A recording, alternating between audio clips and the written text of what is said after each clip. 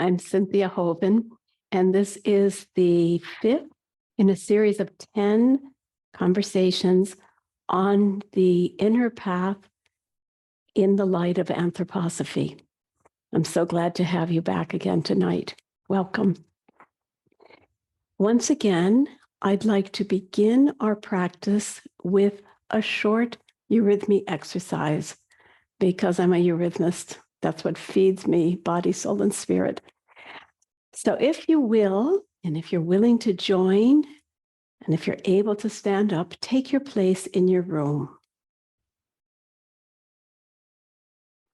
Find your center in the core of your being, conscious and mindful of the fact that you're a spirit being inside of a body. Feel the space around you. Feel your vertical axis connecting heaven and earth.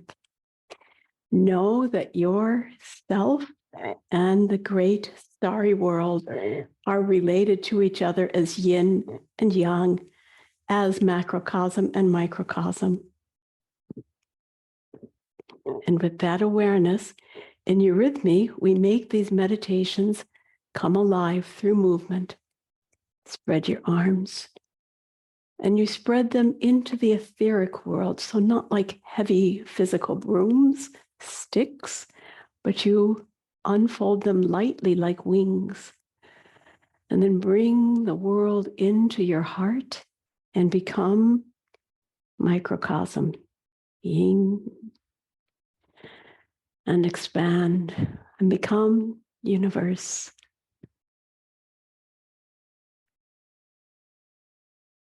And as we've said many times before, this element of rhythm is the medium of life. Life always breathes between great and small, between out and in. And so this is a fundamental experience in eurythmy. And thus I'll speak this well-loved verse.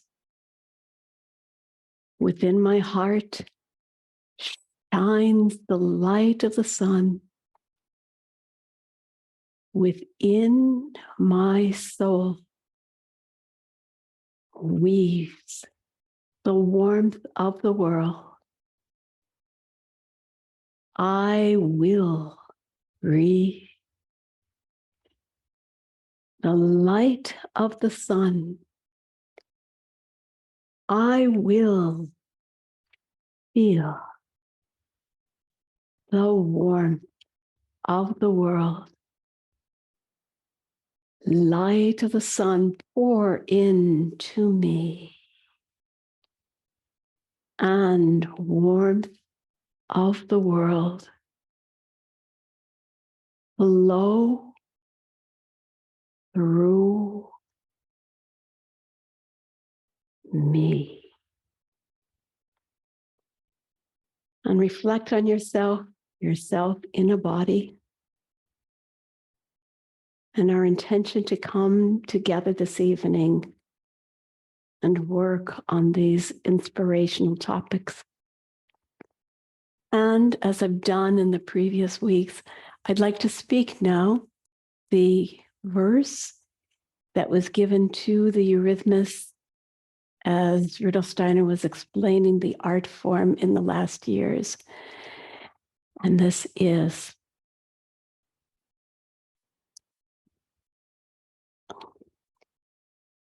the wishes of the soul are sprouting. The deeds of the will wax and grow.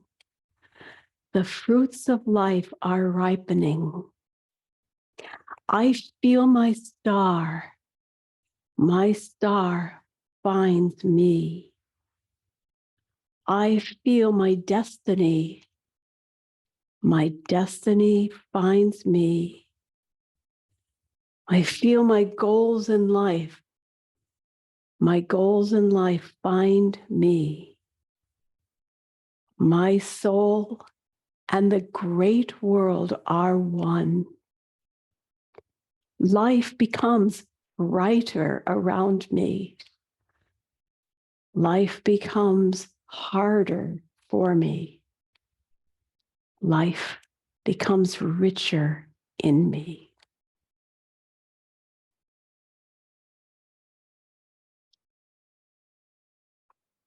And now let's embark on our considerations for this evening. Thank you.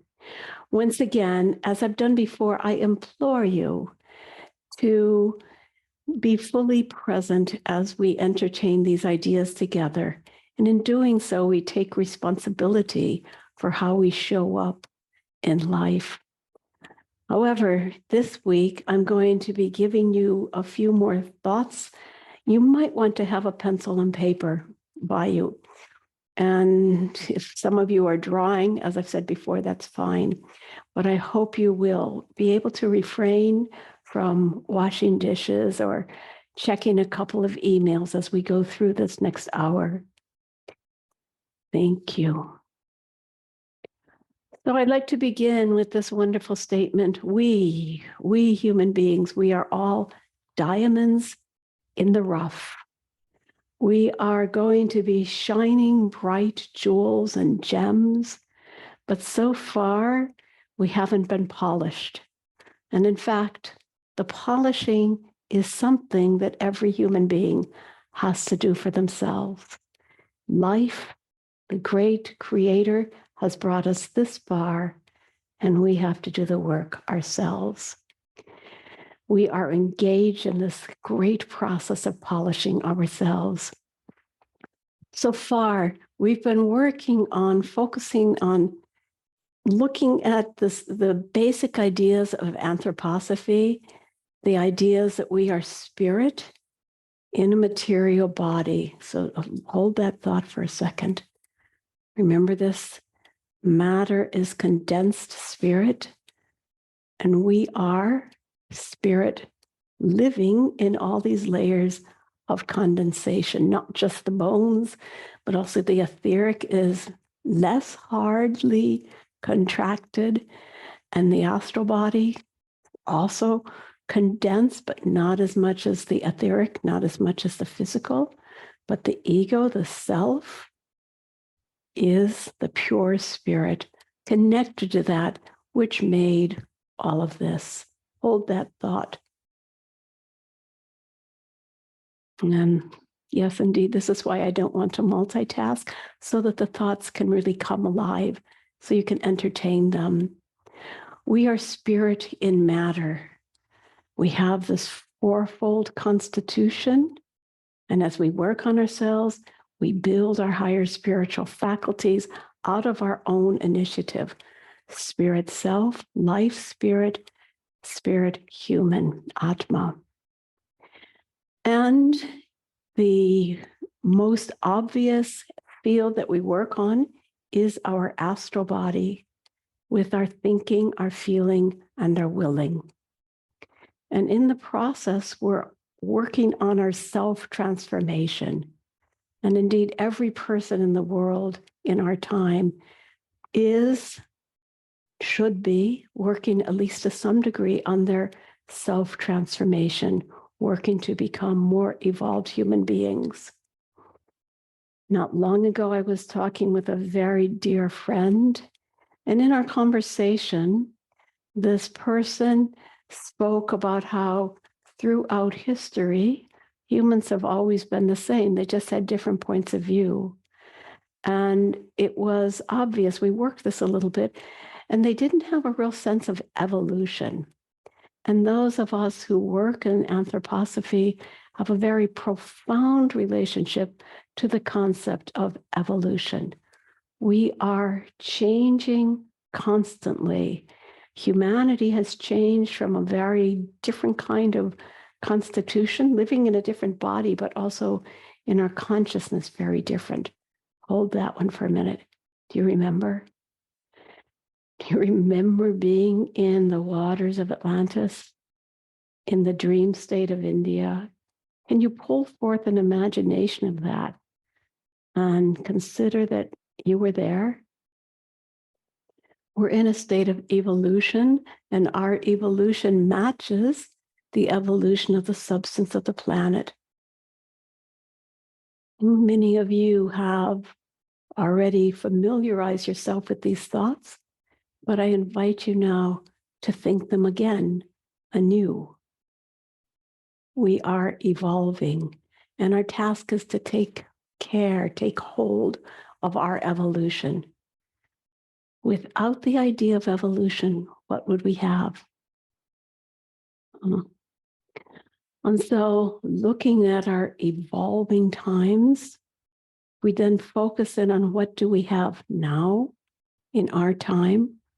We see that this is a time of great events, great change, great challenges. One of the most positive things that we understand about our time is what I spoke about 3 weeks ago, 2 weeks ago. This is the age of the consciousness soul. This is the age of Michaelic courage and clear thinking. It's a time in which we've been empowered to take great steps. And it's also a time in which what we call the etheric nature of the Christ is accessible to us in a new way. We'll have to speak more of that another time, but we are in such a state that we have access to great light, great warmth, great love. Feel that. And at the same time, as we look around our world, we see the devastation, the assault on the climate. We see the intense confrontations and anger and disagreements that people have with each other. We see that we are in the geopolitical stage. We're sitting on a tinderbox. Anything could happen. We have to have courage to walk through this age with idealism. And that's just on the physical level. Underground, there's a steady beat of us becoming more and more entrenched and interwoven, enchanted into the subnatural world of technology. Technology is wrapping itself around us, and we are, all of us, bought into it. Unless you don't have a cell phone, but even then you use technology, we are integrating ourselves with technology. And I don't lament that. It's just clear that we need to be conscious of that.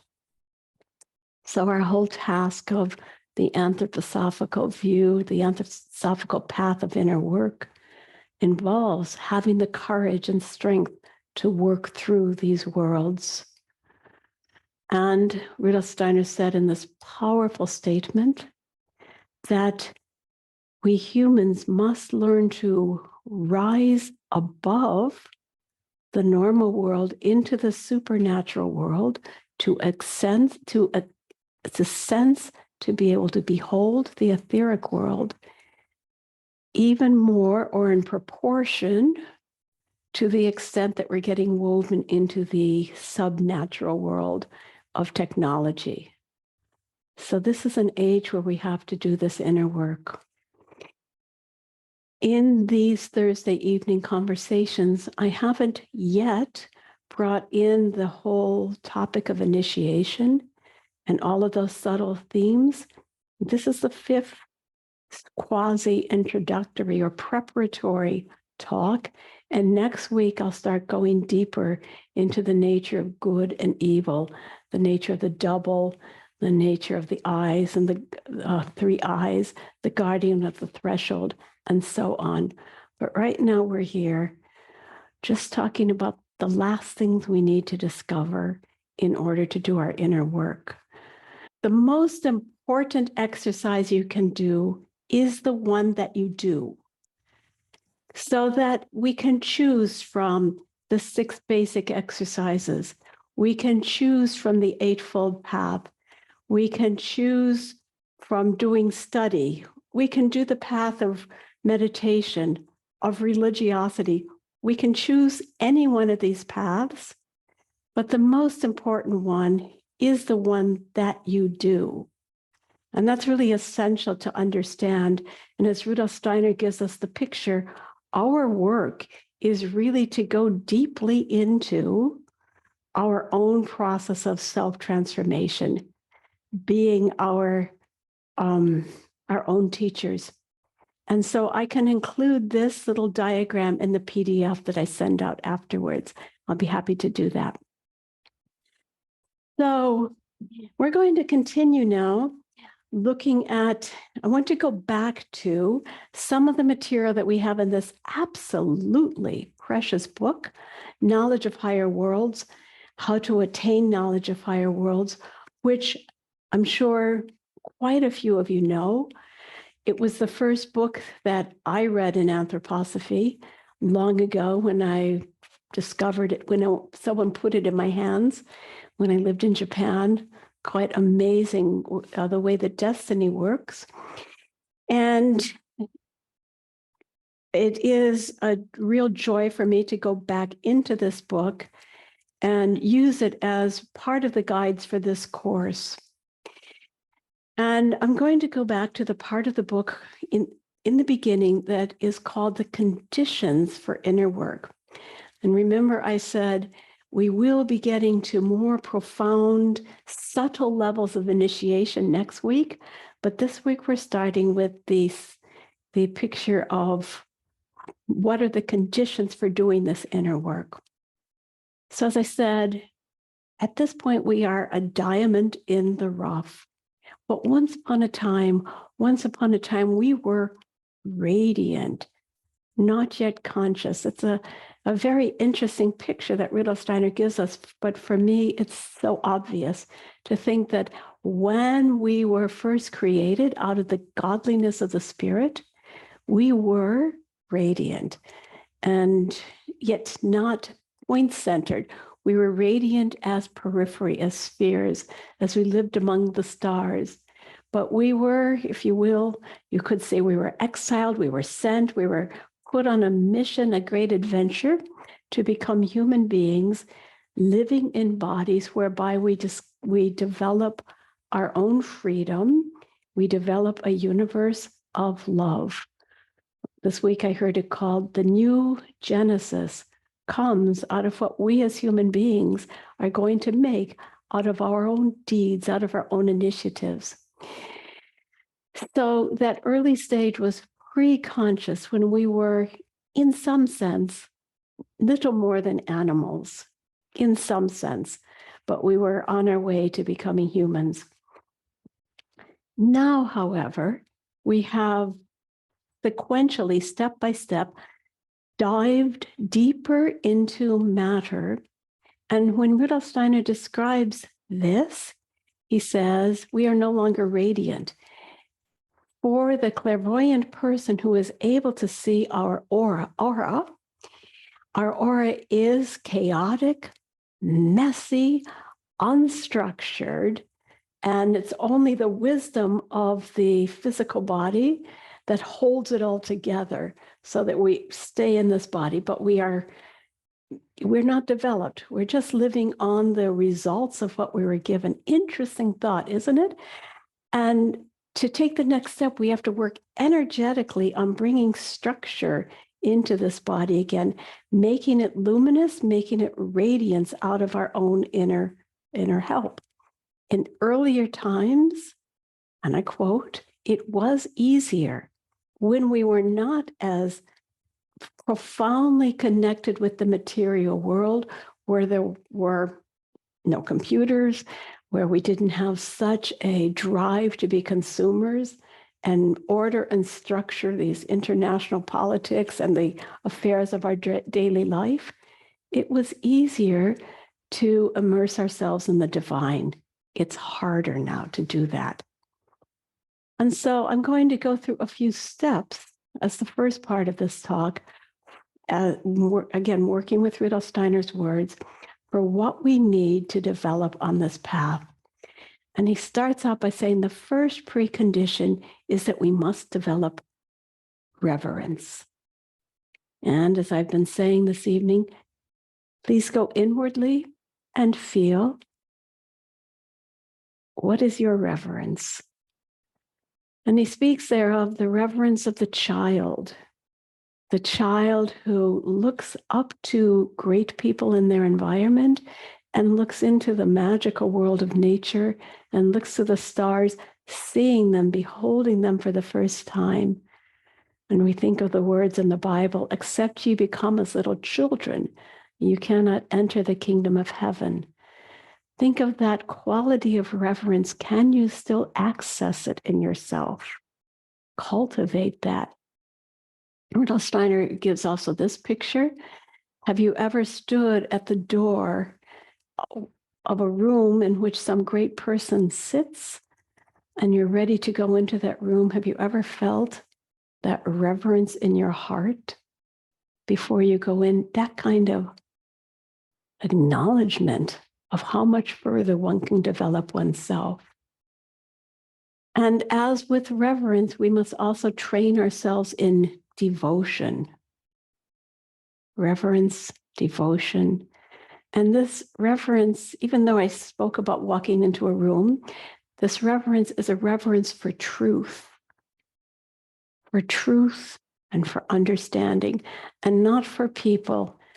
And as Steiner says, there are perhaps times when a student on the path will be in a situation where they need to meet an initiate. That could happen. That could be a really important time for a person's destiny. But our job is not to revere a guru in the old way, but actually to look for the wisdom that's living in everywhere around us. Wisdom, reverence, and with this reverence will come then great humility. And I'll read you a quote here. Take this into your heart. Only a person who has passed through the gate of humility can ascend to the heights of the spirit. True devotion in the soul produces an inner strength or force that later leads to knowledge.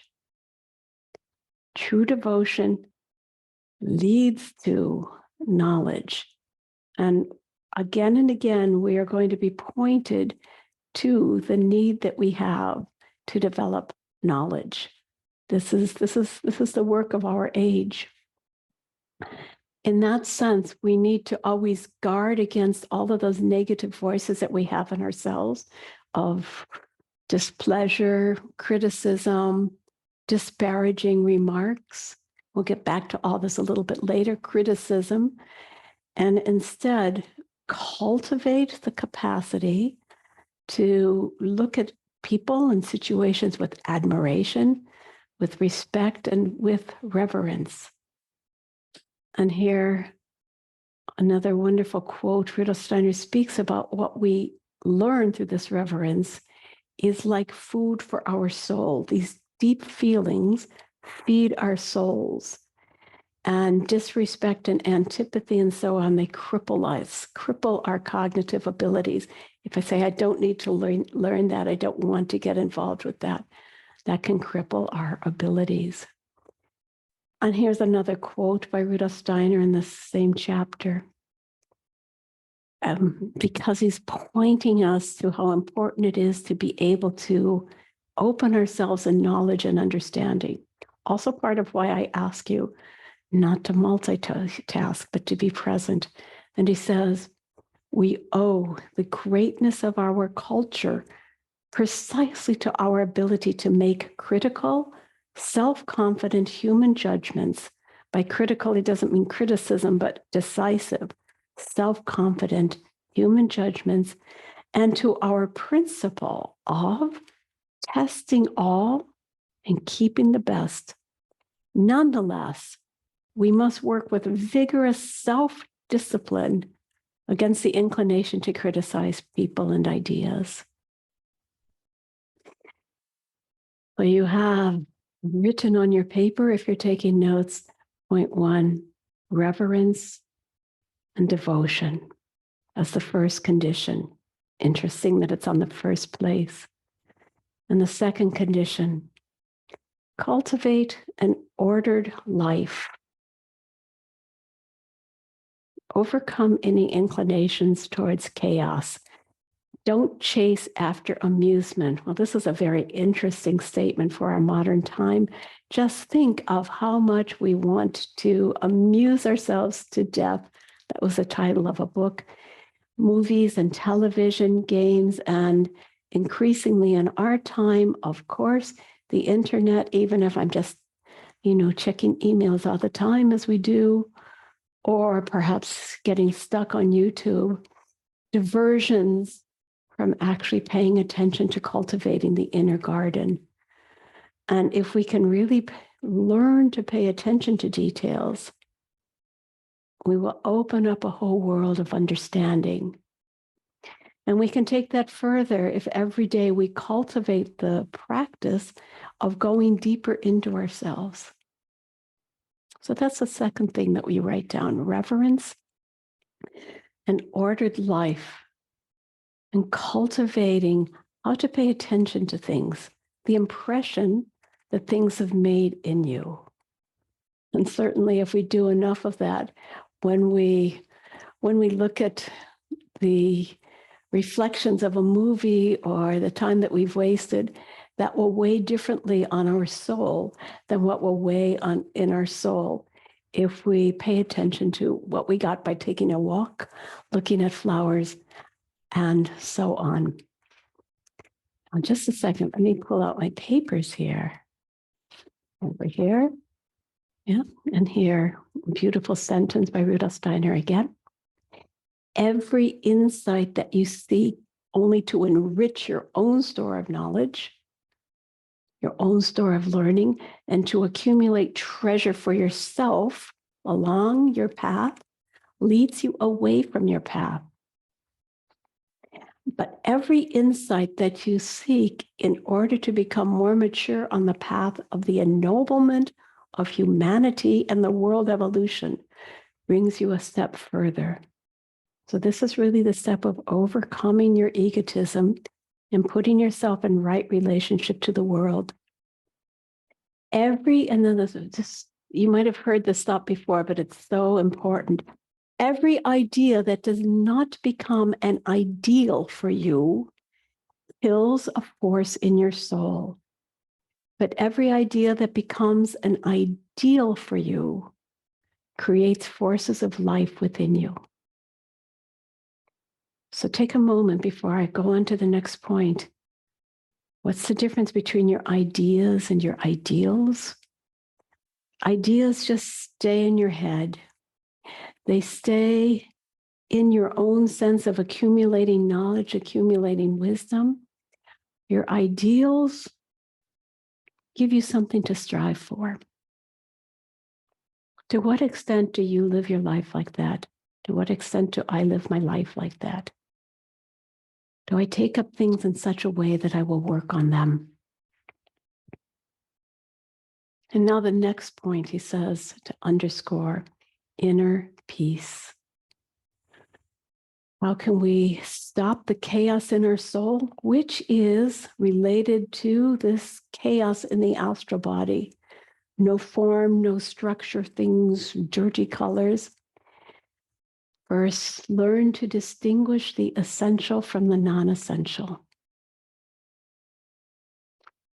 There's values in saying, it's not essential that I check my emails right now, or take this phone call. That can all wait. Right now, I choose another action, and I will choose how I'm going to allocate my attention. What is worthy of your attention? And be aware then, also in cultivating inner peace, that you carry this higher self within you that is responsible for these decisions that you make. And as you do this, you become more in control of your astral body, your own inner peace, calm, peace, and strength. I think perhaps I was tested in that tonight, wasn't I, with this flaw in the technology, just having the quietness to go through it. And thank those of you who came back. Thank you so much. The fourth point in this sequence of the preconditions or embarking on a spiritual path. Just as nature, you must know that you have a higher self. As I mentioned a moment ago, the self that is in here, I know, is really so much less than it's going to be in the future as I work on myself. And if you reflect on that in yourself, you will probably find the same thing. In the course of this lifetime, perhaps you will develop the consciousness on the same level as the angels, perhaps, if you do your work. And as we go forwards, we'll develop the consciousness of even greater levels of being, perhaps working towards what is now considered an initiate consciousness. We have a long path ahead of us. Right now, I have a lot of passive thinking. I still rely on the gifts that were given to me. But my higher self is waiting for me to discover it, claim it. And my higher self can only unite with my present moment of humanity if I am creating a healthy womb for it through my inner work. Otherwise, what I create in my striving for a higher self, if I follow the wrong rules, get involved in chaotic experiences, drugs, or whatever, that higher self is born as an aberration. We have to work on that carefully. And that's why Rudolf Steiner writes this book, Knowledge of Higher Worlds, and describes a safe way for us to do our spiritual work. Not taking shortcuts, not going for ecstatic, rapturous experiences, but working deliberately at a pace that we can stay very active in inwardly. And there's one more thing I will speak of here, living thinking. And that's the beginning of the next path. The birthing of our higher self is only one part of our activity, but we must reach the point in our cognition of recognizing in thinking, we actually reach the stage where we recognize in our thinking that we can access a higher being. Thinking is the doorway whereby higher beings come into us. That is, not through channeling, not through losing consciousness and going into some vague mystical state, but learning how to perceive our processes of consciousness. And if you remember, I believe I said this in the first week, Rudolf Steiner worked so hard before he began teaching spiritual inner work. He worked so hard at teaching people how to think. And that was his great initial landmark book, The Philosophy of Spiritual Activity. Hidden beings speak to us through our thoughts. The words resound in our soul. And there we have an inner speech, an inner world is disclosed to us through thinking. This capacity to reach that kind of thinking opens the door for us into meditation. So I'm going to take a jump now into the next chapter of of How to Know Higher Worlds, and turn what I'm going to bring to you in the chapter called Some Effects of Initiation. And Rudolf Steiner soon in that chapter talks about chakras. And I strongly suspect that most of you know what chakras are. That's a very familiar term for most spiritually striving people in our time. And this is, Rudolf Steiner doesn't speak much about chakras. The most significant place where he talks about it is in this book. even though a lot of spiritual streams speak about them and how to awaken them and so on. Rudolf Steiner is very careful about that as well. He says, we don't want to simply awaken them without having this prerequisite of inner peace, of reverence, and so on and so on. Because the chakras carry very powerful energy. And when we talk about the lowest chakra, Kundalini, that's actually the same energy that can procreate children.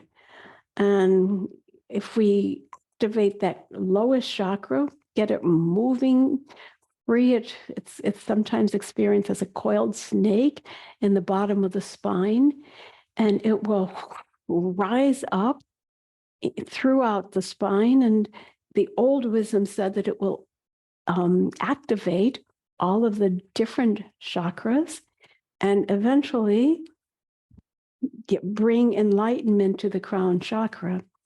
But I also know people, I know people who have had a Kundalini awakening and they actually burned their brain to the extent that they had constant steady migraines. It was too much energy. Steiner said, no, let's work this in the modern way. So the chakras are perceived as flowers, wheels, often described as lotus flowers in our soul organism, and they're located in 7 locations in the body. The crown, which Rudolf Steiner doesn't refer to, interestingly, but the 1,000-petaled lotus, and then the third eye. He doesn't speak much about it in this book, other places. Then the larynx, the heart, the solar plexus, the belly, what is called the hara, and then the bottom of the spine, which is called, and the coccyx, which is called the kundalini. And here, this is one of the places where Steiner says they are very unformed. They are in our soul organism, but they're unformed and they're chaotic. And in the undeveloped person, he says that they're dark and not moving. But in a seer, person who's done this work, they are the faculties that enable us to see into the spiritual worlds. They become shining and radiant. And so in Knowledge of Higher Worlds, he speaks about how to get the chakras moving. And he says, we have the chakras, all the different chakras have different numbers of petals, and we are supposed to have half of the petals in each chakra already opened, but dull and not active, and a bit chaotic. And we, through our inner work, are to activate the other petals of each chakra. And if we do it well and carefully, not with the path of illusion, they start to shine and radiate and turn, and then they become these doorways for us for higher perception. And Steiner doesn't say, let's do that through Kundalini breathing or anything. He says, we develop them by working on these higher capacities or this reverence and so on and so on. The first one he speaks about is the chakra of the larynx, our divine organ of speech. And there he says, if we develop that, the 16-petaled lotus, we will be able to understand the thinking of other souls, the word nature of other souls. And now, where I wanted to go tonight, is he says that when we were before consciousness age, they were light-filled, but now they're quiet. And the path for developing them corresponds exactly to the eightfold path that Buddha articulated. So the 16-petaled lotus, and we activate the other 8 petals that aren't moving through following the eightfold path. And the activities of the eightfold path of the Buddha are, first, right relationship I'll go through all of them and they'll come back and describe them a little more. Right relationship, right intention, right speech, right action, right livelihood, right view, right understanding, right mindfulness, and right concentration. So if you have your pen, you're going to write these down. We do have them on screen share, but we're not going to try that again. So right relationship, the first one, we must create a rightful relationship to our money, to people, to how we live our life, to our environment. Nothing comes to us in life that is not giving us an opportunity to develop experiences that are useful for the future. We can learn from all of it, mistakes and imperfections. And the Buddha, in Buddhism, right relationship is described as having the correct view, an accurate understanding of the nature of things. So I want you to see Steiner doesn't quite use the classical words of Buddhism, but they line up perfectly. If you have the right view, then you can develop the second one, the right intention. And Buddhism says, with your intention, avoid attachments, avoid hatred and harmful intent. Perfect. And Steiner takes it a little different thing without denying this other formulation, but says, with your intention, make your intentions only after you have thoroughly thought about them, only after careful deliberation. Third, I love the third one, right speech. And in the description of the Buddha, refrain from verbal misdeeds such as lying, divisive speech, harsh speech, senseless speech. Makes a lot of sense. And Steiner takes it in this direction. Every word should have substance and meaning. Talk for talk's sake diverts us from the path. Senseless chatter, topics indiscriminately jumbled together, take us away from our responsibility to speech. Never speak without reason. Say what needs to be said, and don't use your language, don't use your speech capacity for nonsense. Right relationship, right intention, right speech. Number 4, right action. So now we're going out into the limbs. And the Buddha said refrain from things. So he was always cautioning against things in the path towards release from suffering. The Buddha said refrain from physical misdeeds such as killing, stealing, and sexual misconduct. Perfect. No disagreements. Steiner takes it a little bit differently and says, manage your affairs so that they fit both with the affairs of others and with all those around us. Abstain from disturbing or harmful actions. Deliberate well before you do something. Number 5, right livelihood.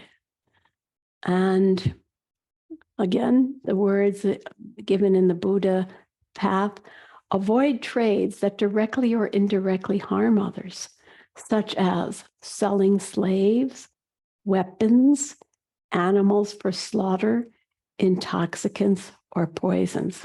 Sounds good to us, doesn't it? And then Steiner takes it and says, for your livelihood, assess the gifts of talents that are given to you and act accordingly. Don't do anything that doesn't belong to your destiny, but do everything that lies within your power to do. Aspire always to help humanity's great ideals and obligations. Number 6, the right view, the right understanding of things. Abandon negative states of mind that have already arisen. Prevent negative states that have yet to arise and sustain positive states that have already arisen. Perfect. And Steiner takes it in this direction. Be in harmony with both nature and spirit, neither too hasty nor too slow. See life as a way of working and arrange it well. Take care of your health. Take care of your good habits. Number 6, right mindfulness. Take time always to stop, create moments of quiet, look inwards, take counsel with yourself, reflect, test your basic principles, mentally review what you know, weigh your obligations, and ponder the meaning of life.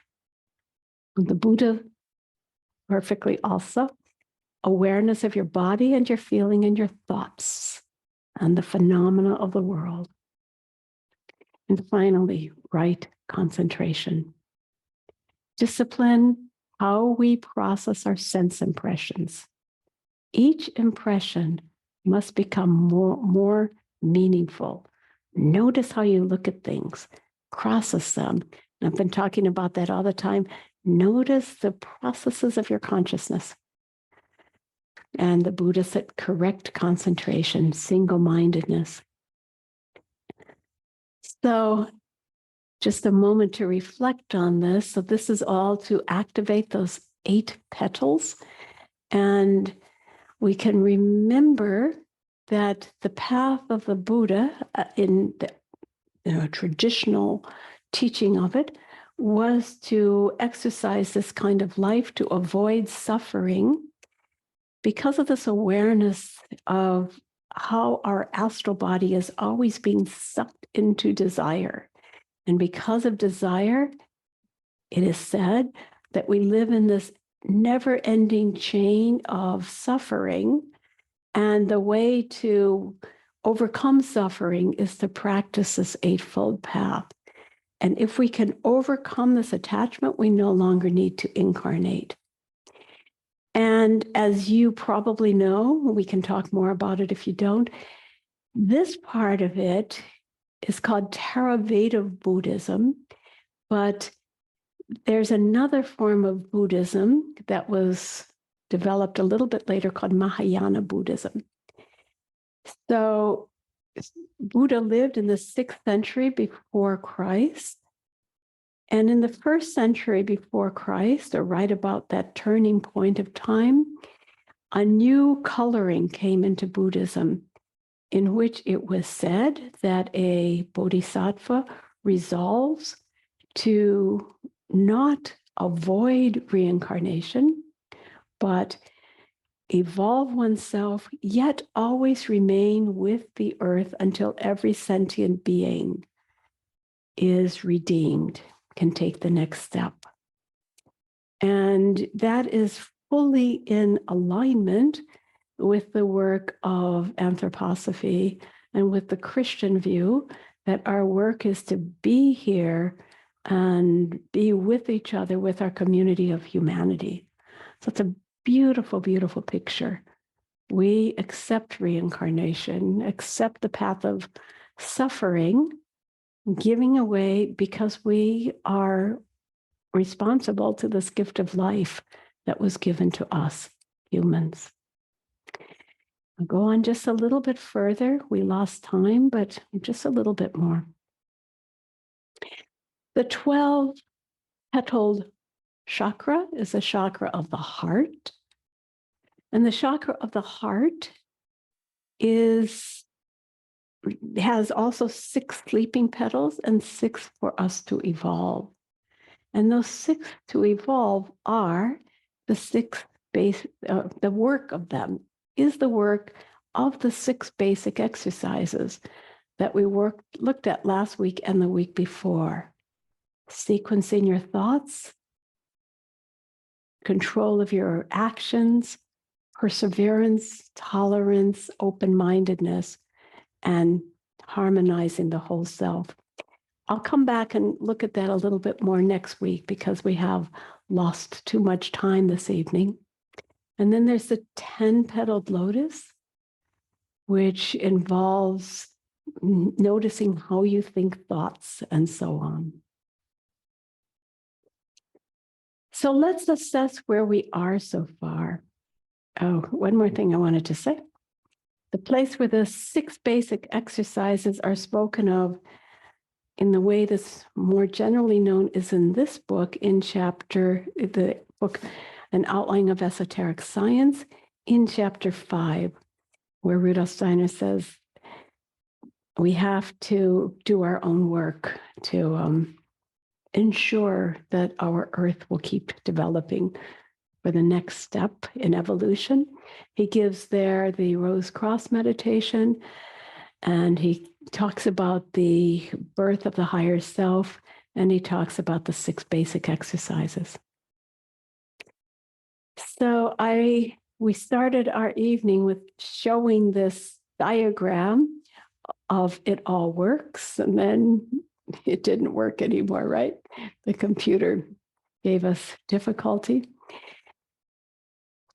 But let's review now for a moment so I can leave you with a task. The first week, we spoke about self-knowledge, where we ask our questions, how did I get to be the way that I am? And we had the task of exploring how did other people affect me in the path of my life? And I can see that who I am has been largely formed by the world. And I'm looking for who it is inside me that's having these experiences. Self-knowledge. Week 2, I chose to give you the task, and I hope you're still doing it, of listening into the sounds, the utterances of sentient beings, and distinguishing the sounds you hear from them from the sounds that you hear from a mechanical thing, a bell, and so on.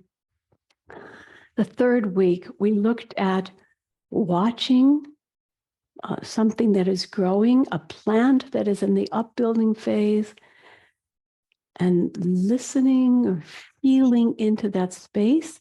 And the purpose of that is really cultivating what it means to feel things, what that engenders in you as a response.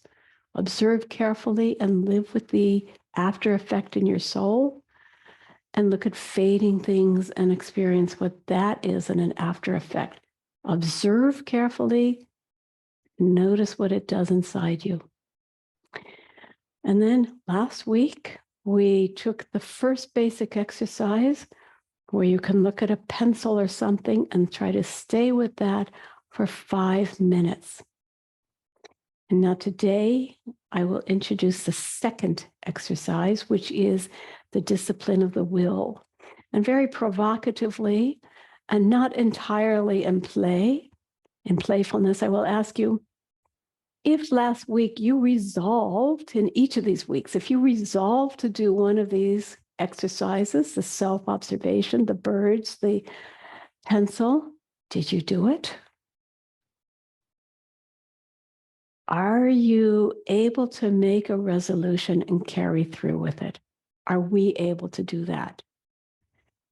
Only if we can do that are we creating the structure in our inner self that we need. It's so important to work our way out of just thinking or feeling, work our way into our limbs, into our wills, into our deeds. And in some profound ways, the great challenge of our time is that we are being estranged from our capacity to have strong limbs, to be whole in our bodies. And so the formalized way that Rudolf Steiner gives us for doing this is he says, try this. Every day, every day, make a decision that at a certain clock hour, 5 after 12 or 2:30, at a certain time, I will do this.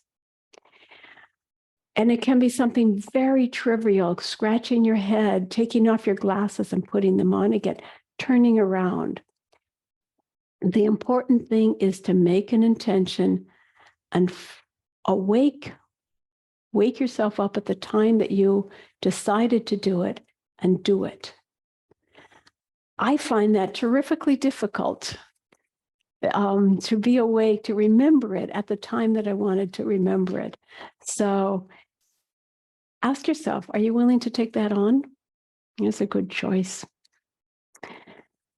All right. At the end of this evening, I want to just look at the 5 lessons coming up ahead of us.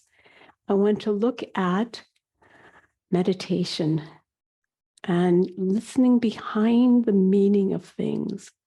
I also want to speak about the different levels of our ego. And then in the 7th week, my intention is to work on the questions of good and evil and the question of what we call sin and what that means for our path of evolution. And the 3rd one, lesson 8, the ego, the self, and the 4 trials, earth, water, air, and fire trials, coming to the threshold of the spiritual world, the beasts that we meet on the way, and the guarding of the threshold. The next one, community and karma and forgiveness. And the last one, living with the year, the reality of the seasons and the great spiritual beings that are around us. And that will move into an understanding of the new relationship to Christ. So again, in view of how late it became, we won't end with an extensive eurythmy experience, but I will review for you one time how we ended last week with the star. If you like, stand with me. Take a step with your left foot, and as you do, feel steadfast, I place myself in existence. Take a step with the right foot. With certainty, I walk the path of life. With your left hand, love, I lay into my being's core. With your right hand, hope, I place in every deed. And feel your head shining light. Trust I lay in all my thinking. These 5 lead me to my goal. These 5 teach to me the meaning of life.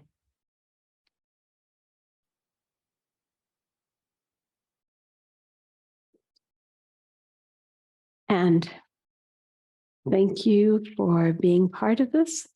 And I will see you next week. And I will work on sending out the PDF for you this evening. Thank you very much. Remember, you can always contact me at the info@eurythmyonline.com. Thank you. And thank you, Michelle. Good night.